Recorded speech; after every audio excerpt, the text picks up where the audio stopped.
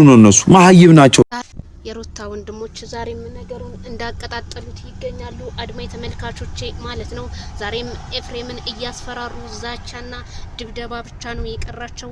አብርሃም ዛሬም መፈረም አለበት፣ ካልፈረም ግን እልኩ ነው የምናስገባው፣ በጉልበት ከሆነ ግን አይችለንም በማለት እናንተ ምን ስለሆናችሁ ነው ሽንታሞቹላ ሩታና አብርሃምን ለማለያየት? እናንተ ወንድሞች ሳትሆኑ ጥላቶች ናችሁ፣ ንብረቱን ለመውረስ እንጂ እውነት ለሩታ አዝናችሁላት እንዳልሆነ እኔም አስረግጬ እነግራችኋለሁኝ ማለት ነው። በጣም አሳፋሪ ድርጊት ነው።